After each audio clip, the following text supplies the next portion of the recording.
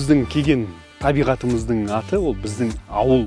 15 гектар жерде орналасқан керемет жоба. Бұл жерде алма дейсің бе, клубника, малина, қой, сиыр, жылқы, күрке тауық, қаз, тауық, енді барлық нәрсе бар. Тура ауылдағыдай.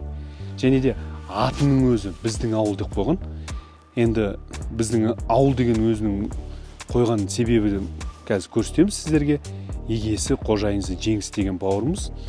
Жалпы Алматыда, Қазақстанда белгілі тағам, кафе, ресторандары бар. Соның иелері, соның нәтижесінде ары қарай халыққа бөлісейік деп, халыққа міне ауылдың иісін сездірейік. Және де үлкен кісілер ғана емес, осындай балалардың өздері келіп, өз қолымен алма жұлып, малина, клубника теріп, соны жеп, соны былай сезінсе екен деген мақсатта ашылып отыр. Қараңыздаршы. Осыны біз бүгін келіп, мына бала шағамызбен, отбасымызбен келіп аралап көрдік. Өте керемет. Қараңыздаршы. Мынау Талғардың Ақбұлақ деген білесіздер шаңғы тебу орталығы бар. Ол жоғары жақта орналасқан. Соның сәл астында ғана. Керемет жер. Шаңғы теуіп келдің. Егер де жататын жерің керек болса, қонақ үй бар. Тамақ ішетін десең, кафе, рестораны бар. Ар жақта тағы бір үлкен кафе ашылып отыр екен. Оның бір ерекшелігі осынан шыққан барлық өнім, ет болсын, тауықтың еті, күрке тауық болсын, қаз болсын, осынан шыққан малина, клубника, алма болсын, қайсы болсын, осы болашақта салынып жатқан ресторанда дайындалып беріледі. Керемет жоба, достар. Егер де қолдарыңыз тисе, осыны бала шағаларыңызға әкеп, қыдыртып көрсетсеңіздер болады. Мынау айтқан бөлек қой, естіген бөлек. Айтады ғой жаңағы, естігенімді айтайын ба, көргенімді айтайын ба дейді ғой. Көрген айтқан ол дұрыс болады. Сол үшін сіздермен осындай нәрсені бөлісіп отырмыз. Тамашалаңыздар. Біздің YouTube каналына лайк басып, комментарий жазыңыздар. Осы тағам желісі, болмаса осы біздің ауыл туралы кім естіген, естімеген болса, өздерінің ойыңызды айтыңыздар. Достар, жүріңіздер, өздеріңізбен бірге тамашалап көрсетейік.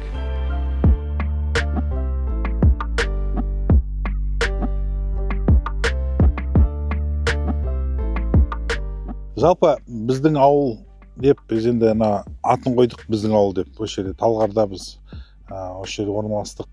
Неге деген кезде жалпы әрбір қазақ өзінің ауылына келгенде сезінсін деген ниетпен қойдық енді. Сол үшін біздікі деген сөз жалпы жақсы сөз ғой негізі. Сол үшін бәріміздікі болсын. Иә, менікі дегеннен гөрі, иә. Құранның өзінде де біз деп сөйлейді ғой мысалы. Сол сияқты біз енді осы сөзді содан алдық, ғибрат қылып. Енді ауыл деген сөз, енді и так ауыл түсінікті. Қазір ауылдың бір абырой түсіп бара жатыр ғой. Ауыл десе жаңағы жаман нәрсе, қисық-мисық бірдеңе, ауылға ешкім барғысы келмейді. Бәрі қайт.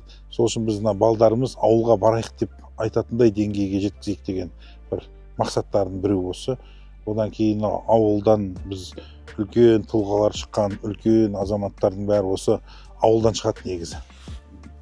Содан бізден де осы жақтан бір үлкен тұлғалар шықса дейміз. Неге шықты екен солар, неге осы жақтан солар бір не болып кетті екен деп енді түсініп жатырмыз. Әлде де түсінетініміз көп деп ойлаймын. Адам еңбек еткен сайын миын істете береді екен, ойлана береді екен. Мына ауылда негізі егін шаруашылығында болсын, малда болсын, тәуекелің мощный болады. Өйткені сен бұл жерде Құдайға прямой байланыс. Бір нәрсені жасаймыз, ертең шығу үшін оның Алланың қолында ғана бұл. Сол кезде біз кім Аллаға тәуекел етеді, ода берекесі бар да. Сондай нәрсені байқадық енді өзіміз. Сол үшін мен айтамын ғой, тақуалықтарың төмендеп жаңағы имандай әлсіреп бара жатса огород егіңдер деймін ғой жаңағы.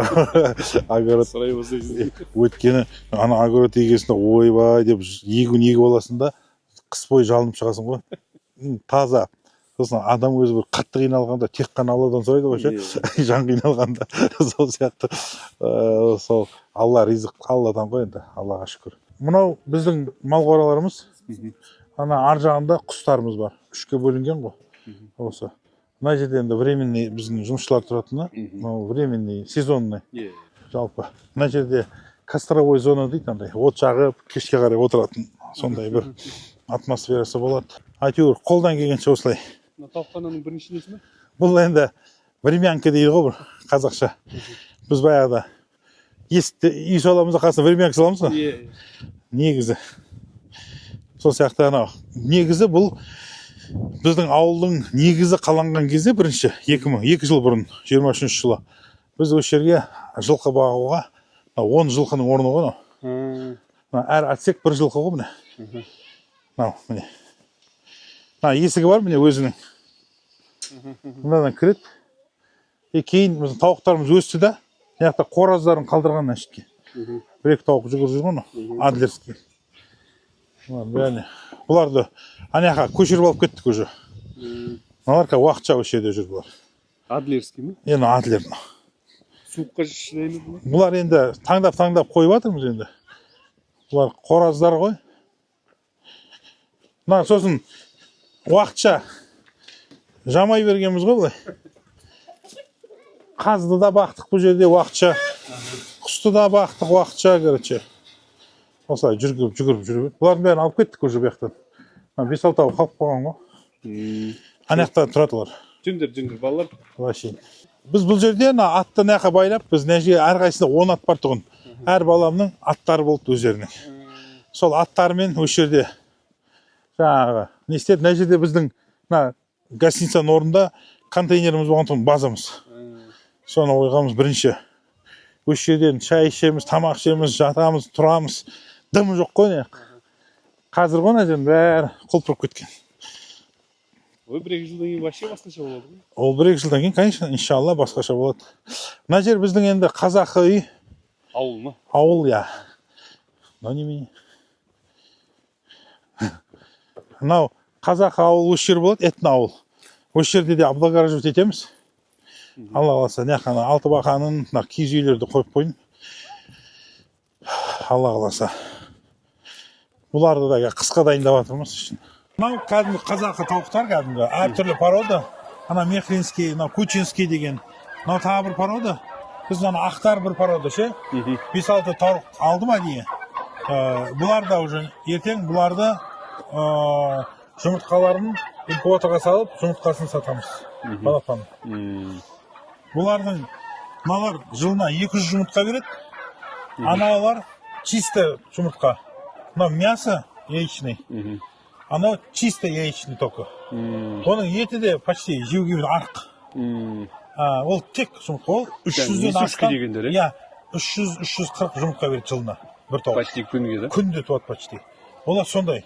Мыналар күн ара туы мүмкін, бірақ бұлардың жұмыртқасы сезон болады, ол жұмыртқа басатын сол кезде қымбат болады. Почти ең кемінде 500 теңгеден басталады. Породасына байланысты. Өзіміз сондайдан сатып алдық. И балапаны 1000 теңгеден, 1100 теңгеден балапанда. Шыдамды бола ма? Шыдамды болғанда, мен әлі білмеймін точно нелерін. Суыққа неге әлі көрген жоқпыз, әлі біз қыстаған жоқпыз. Биыл ерте көктемде қысқа жақын алғандарымыз ғой, ондай неде ұстадық қой жылы жерде. Қазір енді көрем енді. Өліп қалып жатыр, бір не қалып жатыр енді. Зерттейміз ғой әлі, талай. Жұмыртқаны алып көрсетуге болады ма? Иә, қазір аржанан. Жалпы мына жерде бөдененің қорасы түседі. Мына жерге бөдене түседі. Сендерге көру үшін. Мынаның үй тауығы деп айтатын себебіміз, мына жерден бұлар тас жейді, көрдің ба? Сосын неге шығады? Күнге даланы көреді. Негізі даланы көрмейде өсетіндер бар. Клеткада. Ол басқа. Мыналар осы далада жүреді, ана жерде жем жейді, оның ар жағында жұмыртқа туады. Жалпы. Мынау адасып кеткен ғой. Ендіктің жұмыртқасы да? Бұлар вообще қымбат негізі. Жұмыртқасы да бәрі қымбат. Мына жер жасап отқан ғой.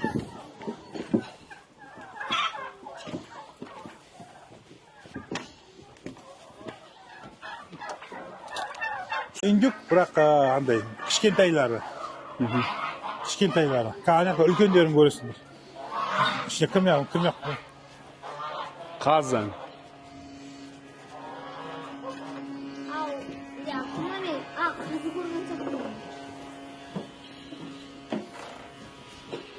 жаңа жеген тауықтарым. Тастан түсір.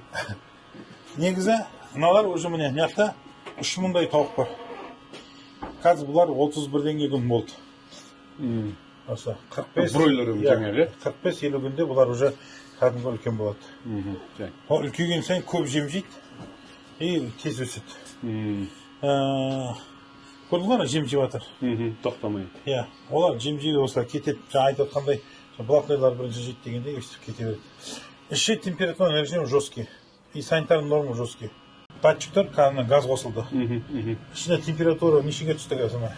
23-ге түсті ма? Қазір осы 26-ға ма апару керек па, сондай. Соған дейін ұрады.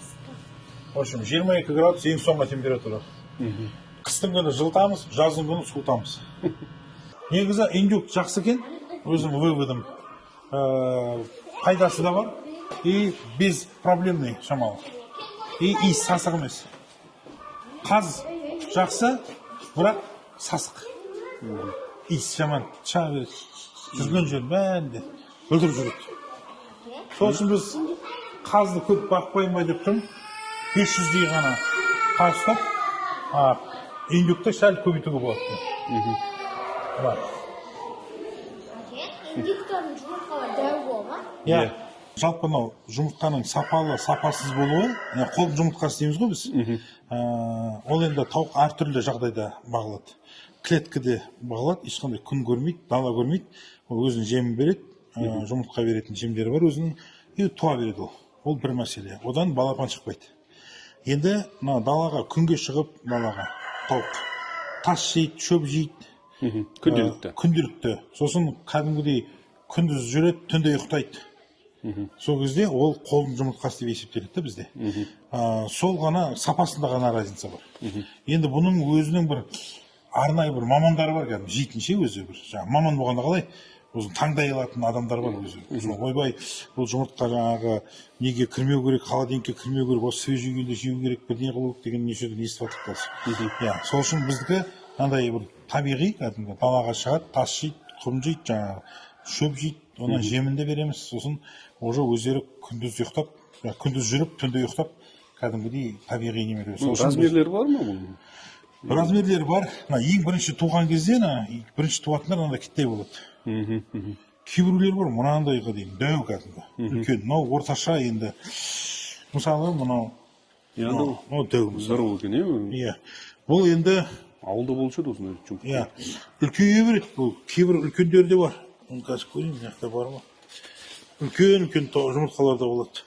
Соның цветтері де әртүрлі. Өйткені әртүрлі тауықтар туып жатыр. Мынау міне кәдімгі енді туып жатқандар.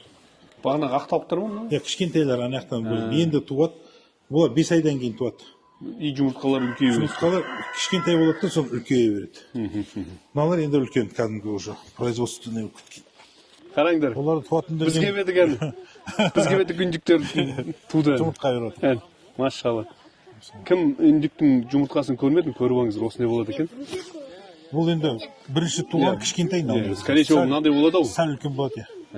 Телевизордан көрген кезде үлкен болады. Иә, тауықтікі бұдан да кішкентай, бірінші туғандар, мынау үлкен болады. Құтты болсын.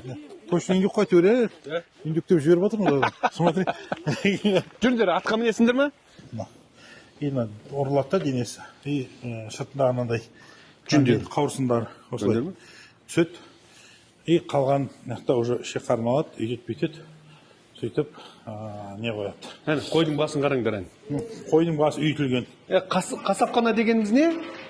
Қой соятын жер, тауық соятын жер, түсіндір ме? Қасапхана деген. Мынау морозильник, иә? Осы жерде ет сақталады. Сосын мынандай не?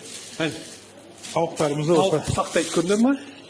Бұны сап-сарысы ше, жемге неге байланысты. Мынандай көріп көреді. Май екенін. Көрдіңдер ме? Осы жерде қой, жылқы, тауықтар қауып көре саламыз. Қатырамыз. Сосын сатамыз. Көрдіңдер ме? Қазір тауық асырағанын көрсетеді қазір. Мынау уже тауық уже сойып тастаған. Көрдіңдер ме? Жеген тауықтарың осы. Бағана жедік қой бір тауықты. Иә? Көрдіңдер ме? Осыны тауықты осы жерде сояды. Осы жерде сояды бірінші. Соңын осы жерге сақтайды. жаңа көрдің бе жүн алып жетіп көрдіңдер ме? Қораздарға десем мына жақта сойып тастаған екен ғой бәрін. А? Ана жақта көп қораз бар еді, қайда десем сойып тастаған екен ғой бәрін. Былай қойып қояды былай. Темір бар. Значит, тауықтың басымен былай жібереді. Значит, бас шығып тұрады. Бисмилля Аллаху акбар десем басы кесіп тастайды. Тоңқайып жатады. Сол қан ақ болғасын. Бітеді. Баяғыда тауық қуалап жүрмейсің дейсің. Ой, анадан қашып кетсе бітті анау. Безіп кетеді ғой. Баяғыда қанаттан бүйтіп аяқпен былай басып тұрып сойып жүрдік. Бір-екеу сойсаң сөйтесің ғой енді. Анау Қалимбай сойған кезде. Мынау жаңа астындағы нелер кетеді ғой мына жақта. Иә. Мынау қойдың мынандай болады қай кезде қой аз болған кезде. Мына аз қой тұрған ғой. Сол үшін құмалақтар негізі теуіп түсіп түседі астына. Астында құмалақтар. Қанша уақытта жиналады сол кезде мына астына? 3 ай. 3 айдан кейін жиналады. Көрдің ба? Мынандай болып тұрады да. Мынау не? Құрғақ. Мынау құрғақ болғаннан кейін мына бүйтіп аласың да былай. Хоп деп шығып тұрасың. Көрдің бе? Оған не жүрген? Біртіндеп жейсің бейді. Көп жеуге болмайды. Айтайын дегенім бір пайдалана ма сол? бұл енді удобрениеге пайдаланамыз ғой кейін. Бұл жерде айтайын дегенім бұл жерде айтайын дегенім мынау құмалақ осылай езілмесе мынау бүйтіп езілмесе сасымайды. Сыртында оболочкасы бар ғой бұл. Мысалы құмалақты мысалы шыққан кезде бұл оболочкасымен кеуіп қалады осылай. Сөйтеді да бұла сосын бұла иіс болмайды. Сол үшін мына жерде аммиактың иісі тұрған жоқ. Обычно қоралар кірсең ғой. Қора кірсең қой өзі басады да езе береді ғой. Үстіне сиеді. Өзі шылқиды. Сосын қой да ауырады. Ана жерде мынандай жоқ, мен астынан алып отырмын ғой. Мысалы құмалақ түсіп қалады болды. Сөзі қойдың асты таза, құрғақ. Еще күнде қойдың асты. И так енді ана кезде де тазартпайды, бірақ 3 айда бір тазартамыз. Ол қойдың көптігі аздығына байланысты. Қой аз болса осындай технологияны пайдалану керек. Имеется в виду жоқ. Қой көп болып кетсе 3 айда тазартасыз. Жартылай қой болса 6 айға дейін кете береді. Ол тұрған сайын саси бермейді, кеуіп тұра береді. Астында сквозняк бар да кішкентай. Проветриваться етеді. Балалар, мына қандай тас, не тас деп ойлайсыңдар? Ой, молодцы, біледі екен, Мынадан су ішеді міне, өздері басып. Өздері су ішеді мынадан. Ол үйренген уже. Үйренген көрдіңдер ме? Ақылда аттар көрдіңдер ме? Жылқылар. Бордақылар ма бұл? Бордақы қора негізі. Мына қазір туатын сиырлар, мынандай 10 сиыр бар. Мынау сементал деген порода сиыр алдық. Сүтті ме? Или етті ме? Сүтті бұлар. Бұл сүт бағытында Алла қаласа ноябрьде туы керек бізге айтулар бойынша. Алла қаласа. Енді туады. Дәу ма сиыр? Оқтай, бұзып атсыз ба? Мынаның астында яма бар. Малдың қиы осының астына кетеді. Астын гидроизоляция жасамағанбыз. Ішіне ше. Мына құйылған су астына сіңіп кетіп жатыр да, қи құрғақ болып қалып жатыр. Сөйтіп ол толып қалды уже.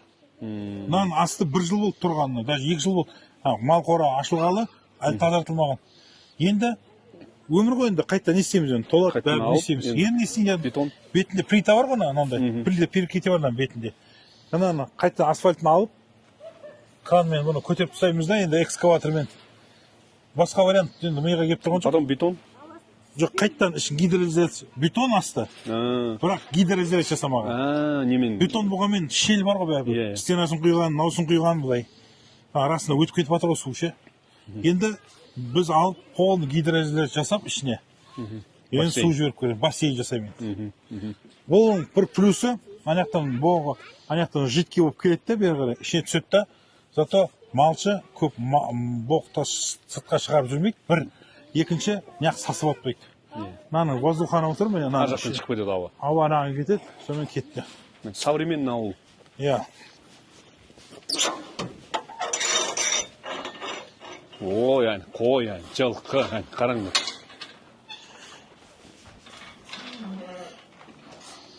Мынау өткенде мынау. Дорпер деген порода. Қандай порода? Дорпер. Қай жердікі порода бұл? Жегізі 2 тұқымнан селекция жасалған. Южный Африкада ойлап қабылған. негізі. Бұл мясной бағыттағы, ет бағытындағы қой. Анау бұқа бар ғой, мал, еркек, сиыр, соның ангус қой мысалы, ет бағытындағы, Герефорд жаңағы. И қойдың ет бағытындағы осылар. Бізде Еділбай, мысалы, Меранос, мыналар одан да етті болады. И еттері мраморный болады. Ана бір май бір ет болады. Сондай. Мынаның біреуі қазір, қазыналар әлі қымбат болар. Өткені аз количествосы. Мынаның біреуі біз 500 мыңнан сондай сатып алдық. Мысалы, оны көбейтеміз. Бұның бір плюсы та 2 рет болады. Жылына? Иә. Өзі солай. 8 ба ел бір-бірден бе? О жағын білмедім, бірақ точно 2 болады. 2 рет болады. Қазір қошқарды басқа жақтан алып келдік. Ана нелер бар, тұсақтары басқа жаңа. Мына туаты жаңа буазын алып көрдім ба? Бір-екеуі буаз міне, бір-екеуі енді қашады. Машалла. Әдемі. Мынау енді өзіміздің кәдімгі қойлар бағып атқан обычный. Бұлар не? Союға жаңа. Қой керек, анау ет керек десе, осыдан сойып бере береміз заказға. Мына біздің сауатын биелеріміз бар, сауын бие. Солардың құлындары. Пока құлындар мұнда тұрғанда, олар сүт жинайды. Сау боламыз да, бірге айдап жүреміз кешке қарай. Атта бүйтіп сауа береді. Сол кезде ол қауіпсіз. Енді асау болса, мысалы, үйренбеген деп. Теппейді, адамға зиян жоқ деп әйтеуір істегеніміз ғой. Мына бұлай жабылады. Қатты кетпейсе, бұлай істейді. Кетпейді шықпайды. Көрдіңдер ма? Бәрі механизм.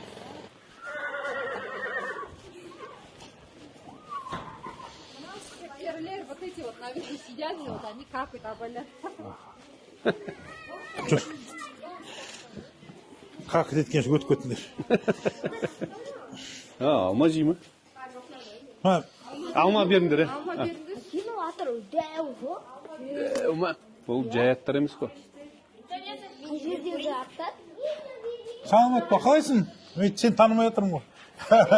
Сырттан кіргесін, дұрыс көрінбей тұр. Мама айтысы вот вас сен мына жаққа келіп тұрасың деді. Молодец, молодец. Ұнай ма өзіңе осы жақта? Иә, ұнайды. Болды. Мына ақыл теке мынау. Сән. Былай бересің. Ал, бердер. Бір рет қана тістейді. Әкел міне. Абду, бер. Алма, алып бер. Қолыңды бүйтесің міне. Берсеңдерші. Ал. Бер. Ал сен. Қорқпа. Қорқпа. Алақаның бүйт, ұстап тұрсаң. Абду, берші. Жанар, бер Абдуға. Осы терапия негізі. Мына балаларға осы.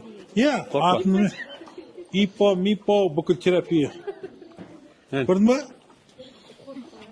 Қорқпа.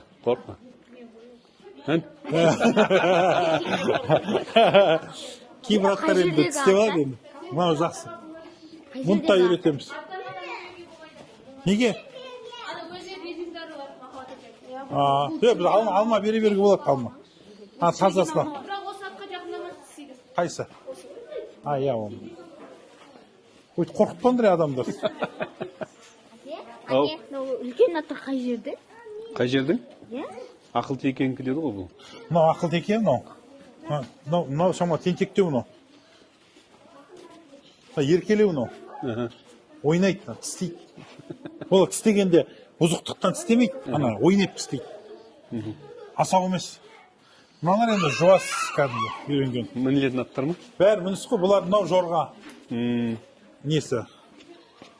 Мыналар өзіміздің кәдімгі жабы аттар кәдімгі. Мынау қарабайыр. Давай, будешь флешом? Мінсеңдер, мінем дейсеңдер қазір балдар мінуге болады. Мына сауылатын сиырлар. Сиырлар сауға апаратыр. Буаз сиырлар аналар енді туат бәрі. Мына екеуі ғана сауылады қазір. Үшеуі. Қалғандары не? Буаз, первородка бәрі. Жалпы, конюшня мына жерде левада дейді ана. Балдар осы жерде жаңағы атқа мініп безопасно ішінде жүреді. Сондай жасадық. Ипподром деймін. Иә. Аншыда жұмысшылар керек. Мынау біздің пансионаттың үлкен балалар бар ғой? Иә. Соларды бір яқта қонатын жер бар ма? Суббота әкеп тастақ. Енді конкретно қонатын жер жоқ негізі. Былайша айтқанда. болса да ана гостиница ауыл үлкен платный андай. Өзіміздің балдар жаздың күні анда киіз үйде неде ұйықтай береді. Сондай. Сосын келсе де олар бір программамен келу керек. Например, жұмыс істеуге или асарға конкретно хотя бы асар болса да хотя бы. Бір андай әшейін келіп жүретін болса. Жоқ, именно вот үлкен балалар бар бізде. Бізге кейбір кезде қол керек болады. Бір массовый жұмыстар бар. Сондай кезде ол керек. Вот тут сол кезде хотя бы. Бізде мынау неде? Мынау медресе бар үлкен. Нұрмұбарактың осы Талғарда несі бар, солар бар. Сол жігіттер келеді бізге. Сосын жұмыстағы коллектив келеді біздің. Біздің туысқандары бар. Сосын инстаграмнан мен хабарлаймын. Бізде асар, бізде асар деп хабарлаймын. Сол кезде олар бәрі асарға келеді. Ұстамасаң, шайқайды мынау. Ұста, я? Қарақат бет немене еді? Қайсы? Ну? Жоқ ол. Андай дикий бір не? Өзі жемеймін.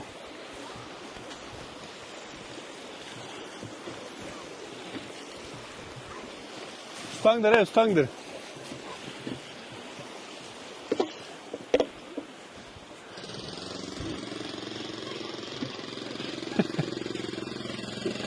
Біздеген шамалы экстремальный көпіріміз.